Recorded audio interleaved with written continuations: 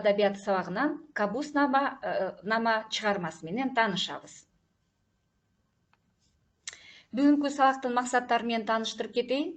Биринчи максатыбыз бул билим берүүчүлүк максат. Кабус нама чыгармасы менен таанышасыңар, туура көркөм окуйсуңар.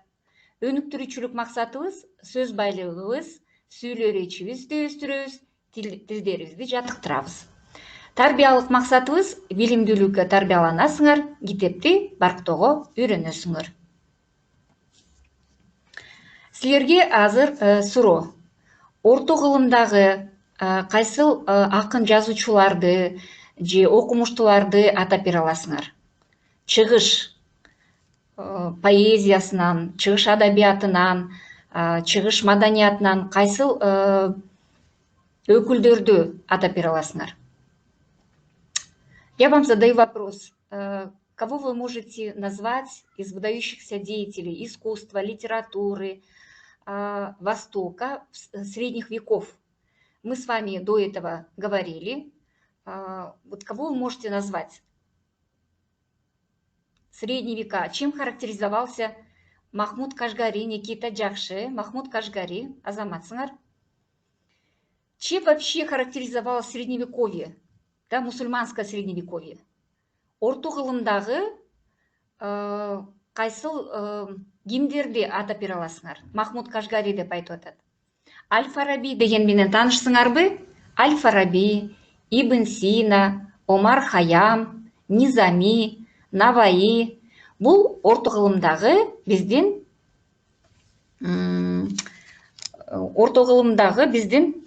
атактуу ооба туура тааныйбыз дейт. Жакшы. Бүгүн силер менен ушу Кабус нама деген чыгарма менен таанышабыз. Китептериңерди ачсаңар, 44-чү бетте адабият китебиңерди ачсаңар, Кабус нама 44-чү беттеги текст. Ушул текст менен сүйлөшөбүз. Дагы Махмуд Кашгариден тышкары дагы кимдерди атай аласыңар? Кана? Стремление к познанию Бога в то же время, в отличие от Европы. Так, Турабай, Абу Сейд дейт, Никита да жазып атат, что мусульманское средневековье характеризовалось тем, что был определенный ренессанс. То есть все шедевры, да, в средневековье были созданы восточными писателями. Да, правильно, астрономия, медицина развивалась, Никита, правильно, Азамат Сыңар. Ушул орто кылымдарга таандык, Кабус нама чыгармасы менен таанышабыз. Текстти ачтыңарбы? Китептериңерди ачкыла. Сүрөттөр бар экен ушундай. Биринчи, кайсыл сөздөр менен ушул текстте кездешүүчү жаңы сөздөр менен тааныштырайын. Жаңы сөздөр. Маалымдайт, информирует, жөндөм, шык, көйгөй, проблема, насыйкат, назидание, перзент, младенец. Это синоним. Перзент, младенец. Парасат, догадливость. Текеберлю, заносчивый. Очень много заносчивых людей. Вот как раз здесь вот в этом тексте мы с вами будем говорить о таком не очень хорошем качестве, как заносчивость. Маалымдайт, жөндөм, көйгөй, насыйкат, перзент, парасат, текеберлүү. Артыман дагы бир сыра кайталагыла. Маалымдайт, жөндөм, көйгөй, насыйкат, перзент, парасат, текеберлүү. Ушул жаңы сөздөр менен текстте кездешебиз. Эми тексттерди ачкыла. Кабус нама. Ушул жерде биз чыгарма жөнүндө окуйбуз. Кабус нама. Но в русском языке и произношение чуть по-другому здесь. Кабус наме. Кабус наме. Кабус нама, она была настольной книгой правителей того времени. И вот именно это произведение повлияло на мировую литературу. В 1117 году было написано поучение Владимира Мономаха. Вы об этом произведении знаете. По русской литературе наверняка вы проходили. В 1717 году по личному указанию Петра I была написана или издана книга «Юности честное зерцало».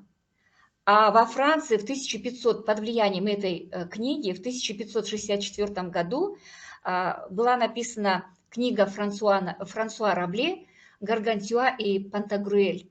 То есть в книге были затронуты вопросы о благородстве и высоком личном достоинстве. Вот как сейчас давайте познакомимся азыр кабуснама чыгармасымен танышалық.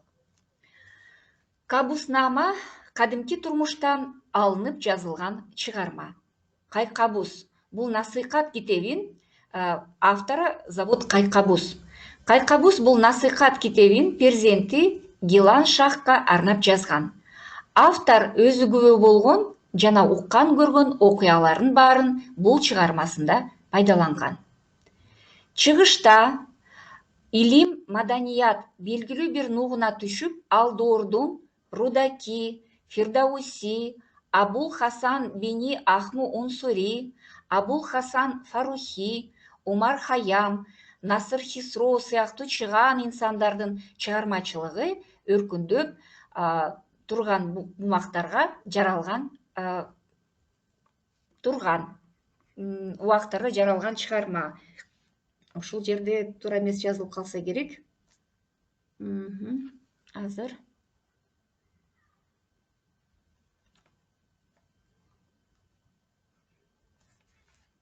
таппай калдым бул сүйлөмдү.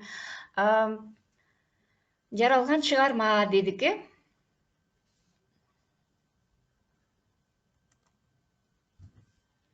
11 кылымдын көнүрбөс көркөм дөөлөттөрүнүн бири болгон бул чыгарма чыгыш таануучулардын дүйнөлүк окумуштуулар менен алдыңкы устат педагогдордун көңүлүн өзүнө буруп, уйгур, түрк, өзбек, татар, орус, англис, француз тилдеринде которулду. Чыгарманын автору Кайкабус Каспий майда феодалдын үй бүлөсүндө туулуп, Кабуснаманы 475 жылы 1082-1083 жылдары жазган деп маалымдайт. Кайкабус ал мезгилде улгайып 63кө чыгып калган. Давайте сперва переведем вот этот текст. Кабуснама кадимки турмуштан алынып жазылган чыгарма. Кантип которобуз ушул сүйлөмдү? Кабуснама кадимки турмуштан алынып жазылган чыгарма. Кадимки турмуштан. Кадимки — это обыденное или обычное, турмуш — жизнь. Кабуснама кадимки турмуштан алынып жазылган чыгарма. Кана кимдер которосуңар? Активдүү иштегиле, бүгүн азсыңар. Кана кимдер которосуңар? Кабуснама кадимки турмуштан алынып жазылган чыгарма. Мария, Никита, Субанда, кимдер чыкты эле? Бегимай. Как переведем? Кабуснама кадимки турмуштан алынып жазылган чыгарма. Кабуснама было написано или повествует из обычной жизни, да? Произведение про обычную жизнь. Кайкабус бул насыйкат китебин перзенти Гилан Шахка арнап жазган. Кимге арнап жазган экен? Кайкабус бул насыйкат китебин перзенти Гилан Шахка арнап жазган. Кайкабус — это автор. Автор эту свою книгу посвятил Гилан Шаху. Гилан Шахка арнап жазган. Автор өзү күбө болгон жана уккан көргөн окуяларын баарын бул чыгармасында пайдаланган. Кана, автор өзү күбө болгон жана уккан көргөн окуяларын баарын бул чыгармасында пайдаланган.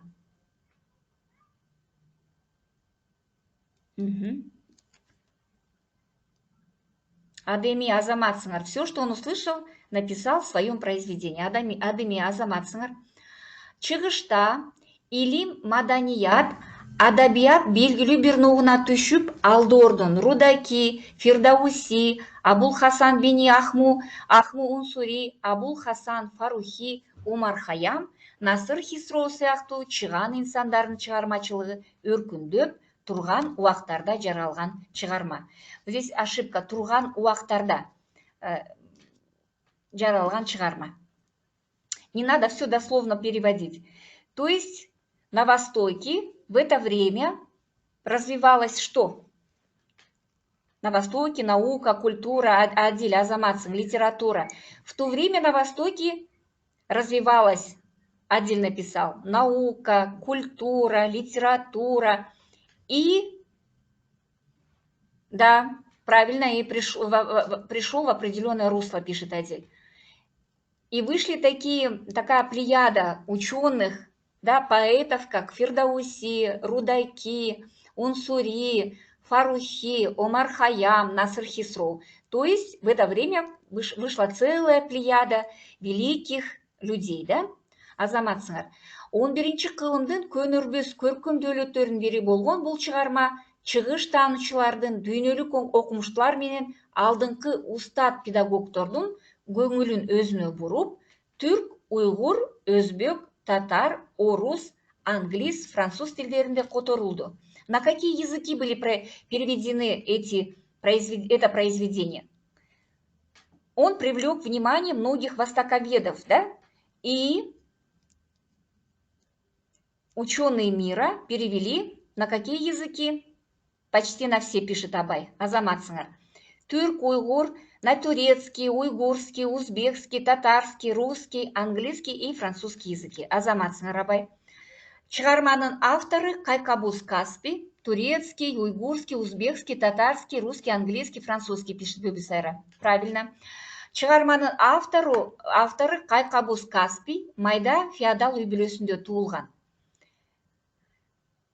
Автор этого произведения Кайкабус Каспий. Кайкабус Каспий. Вы знаете, что людей того времени фамилии зависели от того, где он жил.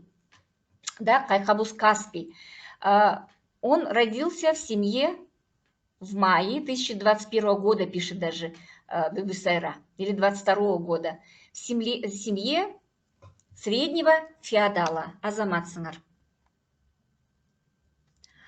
Кайкабус өз заманынын алдыңкы билимдүү адамы. Ал айрыкча музыка менен табияттануу илимдерине кызыккан.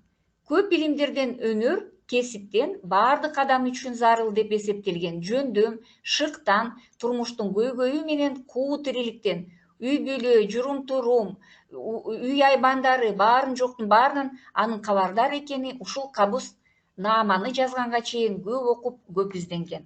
Очень длинное предложение. Я понимаю, просто с учебника так. Вкратце, о чем здесь идет речь? Кана которолук. Кайкабус самый образованный человек, Адиль, Тура. Кайкабус был одним из образованных людей того времени, Азаматсыңар. Чем он занимался? Ал айрыкча музыка менен табияттануу илимдерине кызыккан. Какими науками он увлекался? Музыкой, Адиль, Тура, музыкой и естествознанием, да, Азаматсыңар? Дальше. Өз доорундагы мадани борборлордун баарына барып, Самарканд, Бухара, Хорезм шаарында көбүрөөк токтогон. Илимпоздордун илимий педагогикалык эмгектерин жадабай окуган. В каких городах он был в то время? Кайсыл шаарларда болгон экен? Самарканд, Бухара, Хорезм шаарында көбүрөөк токтогон дейт, Кабустун насыйкаттары өсүп келе жаткан муундарга зор таалим тарбия бере турган залкар нускалуу эмгек. Кабуснама 44 главадан турат. Эми кантип которобуз? Кабуснама состоит из 44 глав, да? Алардын биринчи төртү диний мүнөздөгү көз карашта жазылып, калган 40 главасы турмуштун ар кандай маселелерин камтыйт. Бул жерде кана кимдер которосуңар? Алардын биринчи төртү диний мүнөздөгү көз карашта жазылып, калган 40 главасы турмуштун ар кандай маселелерди камтыйт. Первые 4 главы были посвящены религиозным вопросам. Тура, Адиль, Тура, религиозным вопросам, а остальные 40 глав включали в себе все вопросы о о жизни, да, остальные. Тура, Адиль, Тура. Китептин 5 главасы, эне атаны урматтоо жөнүндө деп автор ата эненин көңүлүн иренжитпей, аларга тарбия көрсөт. Тура, об уважении к родителям. 5 глава этой книги была посвящена об уважении или почтении своих родителей. Азаматсыңар. Адиль, Никита, Адеми, башка иштеген жоксуңар калгандарыңар. Бардыгыбыз иштейлик. Кайкабус адам акыл таразасына өзгөчө маани берет, аны ар кандай дөөлөттөрдөн жогору коет. Кайкабус на первое место ставил что? Акыл таразасына, акыл, кантип которобуз, акыл таразасына өзгөчө маани берет. Придавал большое значение умственному, да, развитию, интеллекту, уму и так далее, да. Ошон үчүн перзентти значение уму, Адеми, Тура, Абай, Тура, азаматсыңар. Ошон үчүн перзенттин акыл парасаттуу болушу бардык нерселерден башаты деп эсептейт. Он считает, что в первую очередь в младенце надо воспитывать ум. Кайкабус менсинүү менен текеберчиликке жеринен каршы адам. Кайкабус менсинүү текеберчиликке жеринен каршы адам. Он был против каких качеств? Менсинүү. Текеберчилик. Менсинүү как переведем? Высокомерие, да, когда самолюбие, эгоизм, Абай, азаматсың, самолюбие, эгоизм, текеберчилик, заносчивость, высокомерие, Адиль, азаматсыңар. То есть уже в Средневековье автор затрагивал такие пороки у человека, да, как высокомерие, самолюбие и заносчивость. В наше время тоже очень много людей, которые очень зазнаются и любят себя, да. Бабасы Кабу или менен адабияттын кишиси болсо да, ченди жок, текеберлүү, кербес киши болчу.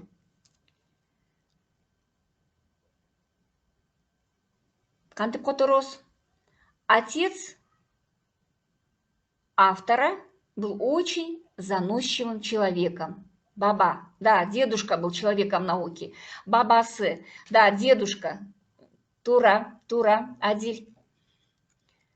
Кимде-ким текеберленип менсинсе, албетте ар дайым бушайман болуп жүрүп өтөт. Он здесь говорит, кимде-ким текеберленип менсинсе, албетте он был чрезвычайно высокомерен, да, Тура. И он замечает, что если человек очень высокомерный и заносчивый, только сам страдает от этого.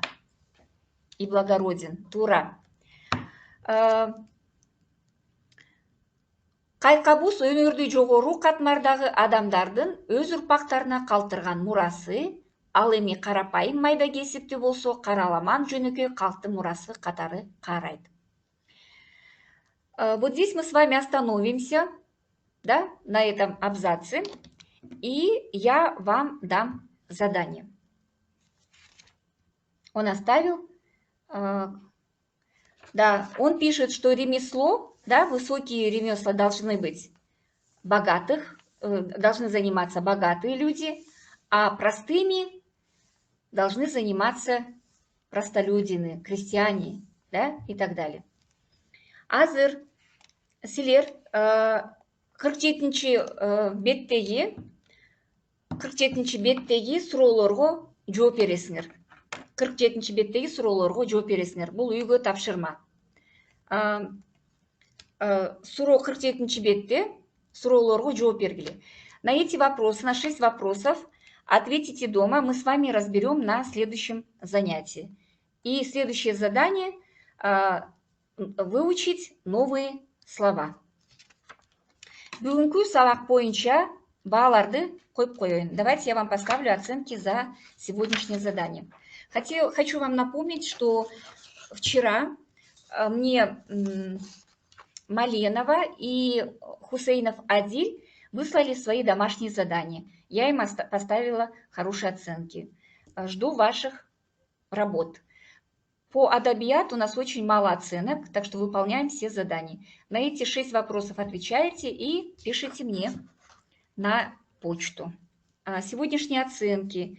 Бүгін жақсы жауап берді. Хусейнов Адиль которду жақсы. Никита жақсы которду. Абай.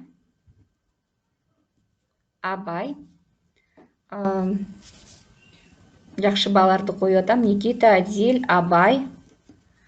Дағы естіре қалдым. Дағы кімдер бар еле? Бегимай, Бегимай которотты. Адеми. Кимнерді ұмытып қалдым. Кого я забыла назвать? Адеми Бибисайра, тура, Абай. Дағы кимді ұмытып қойдым? Қана маға естетіп қойғыла. Напомните, пожалуйста. 6-й вопрос, Адиль. 6-й вопрос вы можете прочитать, смотрите, на 47-й странице. Беттегі сұролыр. Бүгінгі сабаққа қатысқан бүт оқушыларға рахмат айтам.